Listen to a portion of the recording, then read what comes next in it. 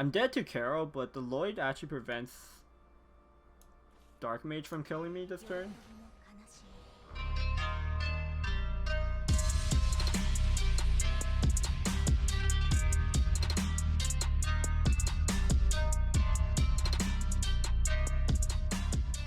What's up guys, TheJordude here, back again with another Shadowverse deck and gameplay video. Today I want to feature Float Portal. Of course the recent buff came out, which was buffing Portalcraft, Forest, and Haven. But a lot of attention right now is going towards Portalcraft because the changes to Orchis from 7 to 6 was actually a pretty big deal, and a lot of people are jamming Portal, trying to experiment to see which is the best Portal list, because there's a lot of different Portals you could play. You could play what I'm featuring today, Float Portal, but there's also like Puppet Portal as well as Artifact Portal. Smash that like button if you want to see videos for both Puppet Portal and Artifact Portal. I could do them in the future. I still need to work on the list a bit. But I wanted to do Float Portal first because I think it's one of the more interesting lists that you could play. It did get some support from Fortune's Hand as well. So yeah, it's a pretty similar list to what I've played in the past, where you have to OTK turn 10 with the World and Awaken Ragna. But you have another win condition, which is using Orchis. So if you're just playing cards on curve and you go Orchis on 6, you're pretty much always going for the Marionettes. And you could get Marionette Due, does 3 damage. And if you evolve the Orchis, you're going to get a Marionette Tray into your hand. And if you have another evil point, you could use, on your following turn, you can evolve Marionette Tray. You might also get the buff from Colosseum on High, and you could do like 14 damage from that. You could also combo the Marionette Tray with Clash of Heroes, because when Tray dies, you also get back the Marionette Due, which is an additional 3 damage. So the max damage you could do with that combination is 17 damage on turn 7. So yeah, that's just a really cool thing that you could do with the deck. It gives the deck a lot more burst potential, rather than before where you had to just survive to turn 10. Of course, you do need to have a puppet in your hand at that point, so that's what the Lich and the Phantom Blade Wielder are for, is to add puppets to your hand. Other than that, you see a lot of the float cards that I've had in the previous deck, such as Dimension Dominator, the new legendary from Fortune's Hand. And then like Boost Kicker is a really good card in Float Portal because it's good AoE. You have Focus to get extra card draw. Sure-Sighted Lancer, this card combos really well with Colosseum on High because your opponent's going to have constant buffs on the board. Also, if they're playing like Amulet Haven or Fearens in their deck, Sure-Sighted Lancer is just a really good tech removal. Same as Moonir, this card is just really good in the meta right now. There's a lot of targets for it. So these two cards, two really good tech cards that you want to be including in. You could pretty much splash in any Portal deck, honestly.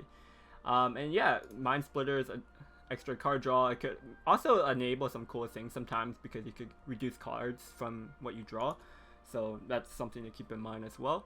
But yeah, this is the list I have for Float Portal at the moment. If you have any suggestions on how you would improve it, make sure you leave a comment down below. And also comment down below which Portal deck do you think is the strongest right now with the buffs to Orchis. Do you think it's Float? Do you think it's Puppets or Artifact Portal? It's probably Artifact Portal, but who knows, maybe Float is the best one, for example. And yeah, like I said, smash the like button, smash the sub button if you haven't already, and enjoy the games, guys. Thanks for watching, and I'll see you guys next time. Peace.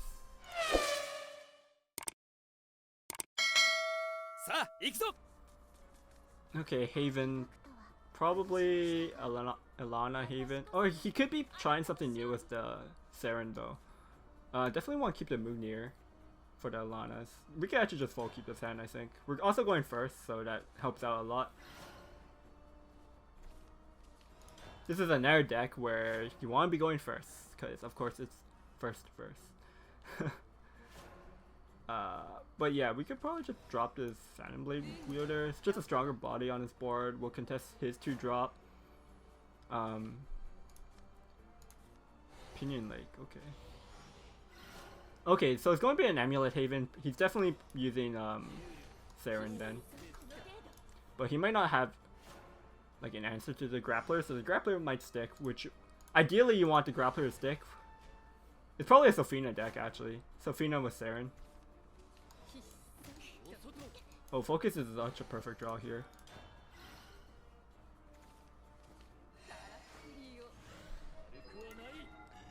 We get all the invocations and the float effects active. It's so cool because like you're floating 4 play points, but so many things happen. I don't know if we could deal with Sophina though. Gabriel. Oh boy.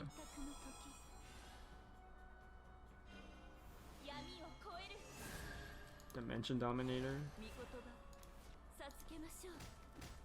Might actually want Moonir. Moonir could... If I Moonir, I remove his Feather Sanctuary.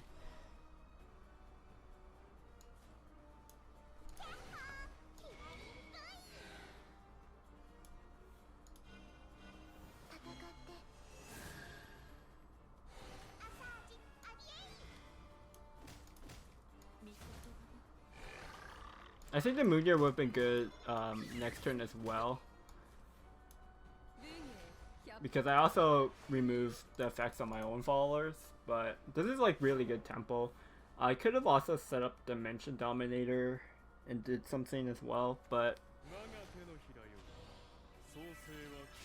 yeah. This made it so he couldn't drop Sophina this turn. Now we can set up the Orchis here.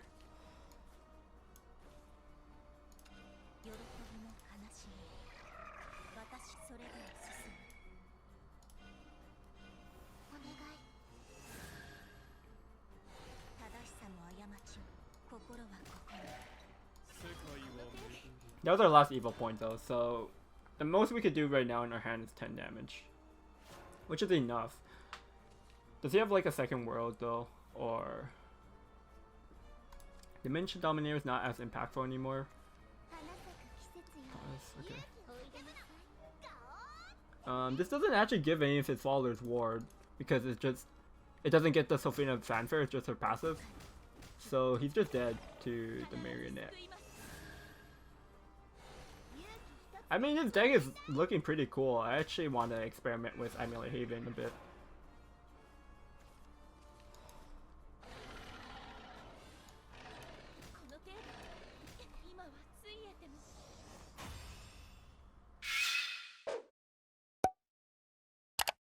Okay, Runecraft. Probably just Dirt Rune. Going first is definitely going to help us though.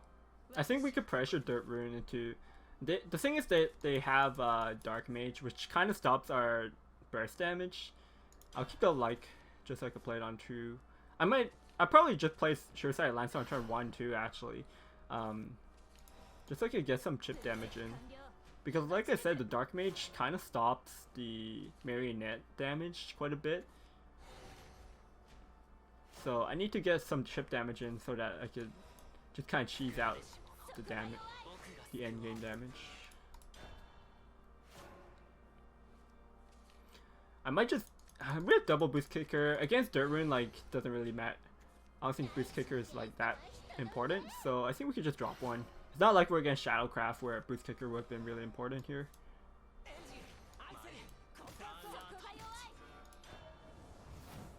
Because if he doesn't have, like, an answer to this turn, I could just swing in for 3, which is pretty important. And next turn I can set up my Amulet with Focus, which is good. Focus on turn 4 is the best turn because I want to begin the Colosseum on high anyways. On turn 5, maybe we could set something up with Mind Splitter.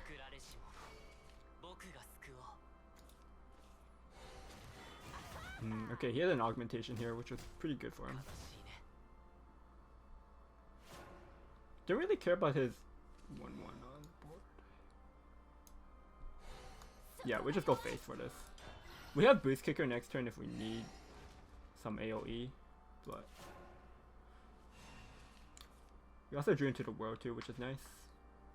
And we have Sureside Lancer if he has a big follower, but it's turn 4 and it's Dirt Rune, so I don't expect anything big this turn. His board is also kind of cloggy with just 1 attacks, which aren't doing much. No, his Verdict Ritual is not... Did he get a Verdict Ritual? I think he did, right? So can he Verdict Ritual evolve face me so I could play the world? That'd be nice. Okay. So I'm gonna use a Dark Mage here, which kind of makes sense, I guess, because his board's clunky. I can actually... This is actually probably a decent Moonir, just to deny the the Earth Rate. It just denies 1.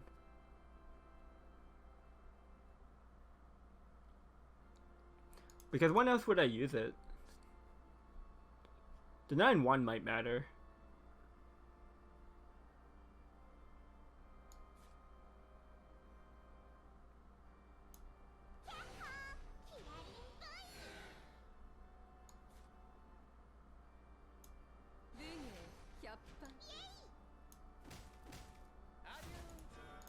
Yeah. Just slow play points so we could get a puppet.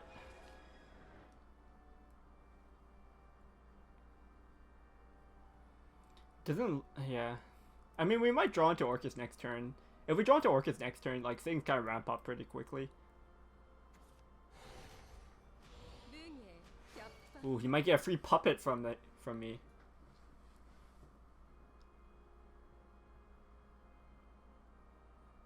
It's actually really awkward for him. Like, he's going to evolve here. Okay.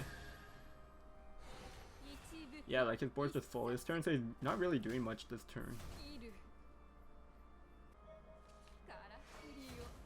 Oh, he actually burns cards. Oh, okay, we actually drew into the Orchis here. That's kind of big.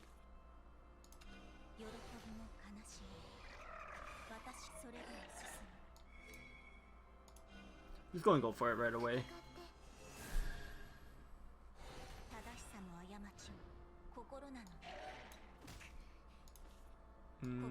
Yeah. It's kind of hard for him because he wants to have his Dark Mage up, but at the same time, it's kind of some things that consume Earth Rights will kill the Dark Mage. Like if he plays a Verge Walker this turn. I guess he doesn't have to evolve the Verge Walker though, but he will. I mean, it's just forcing him to play another Dark Mage, which he probably has. He's like halfway into his deck, so it's pretty likely that they would have it.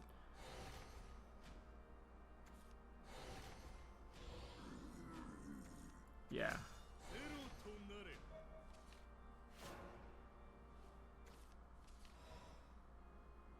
What if we give the effect to the Marionette tray? Could I do something cool with that?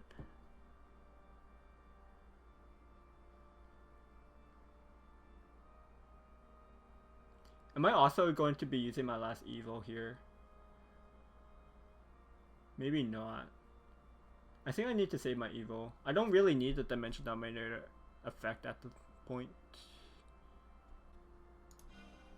Maybe there's something cool we could do with the tray. I'm not sure. It's probably a good Lancer turn as well.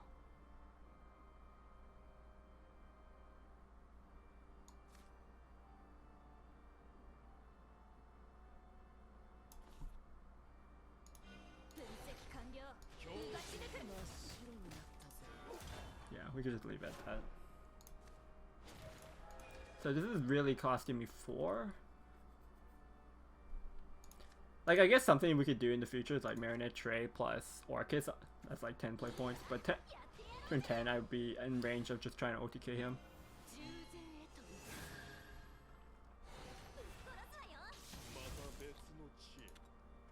Right now he has 10 damage on Dark Mage.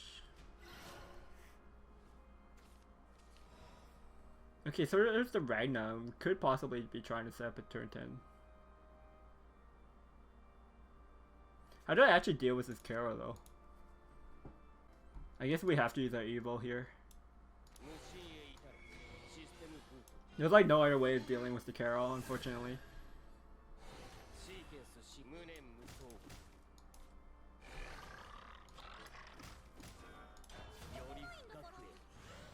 Okay, we drew into an Orchis, gets reduced. So, like, we can actually play both of these next turn. Takes up my entire board space.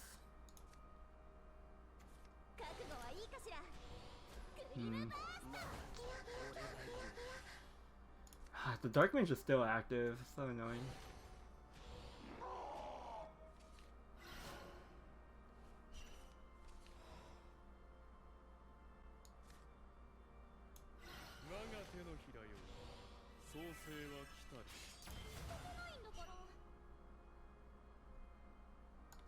What if we actually go for the the Lloyd here. I'm dead to Carol, but the Lloyd actually prevents Dark Mage from killing me this turn.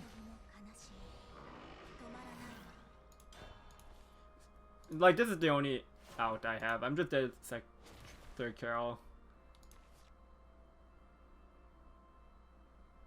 Next turn we have the OTK with the world anyway, so it's not like we're going for the trait as our win condition. But maybe this is good enough. Like, him having a third Carol here with Union Burst active is kind of unlikely, maybe? Maybe? It seems like he doesn't have it. And then I just have to hope that... Well, if he can't clear this whole board, he's probably just dead to, like, Marionette Tray or something. So I'm assuming he has to do something on the board here. Like, his Faller has to survive Ragna for my OTK to work.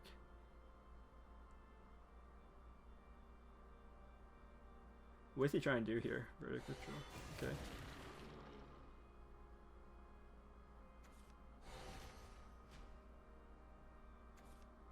Oh, okay. So he did have the Dark Mage there, he just didn't have the... Oh, Authoring tomorrow?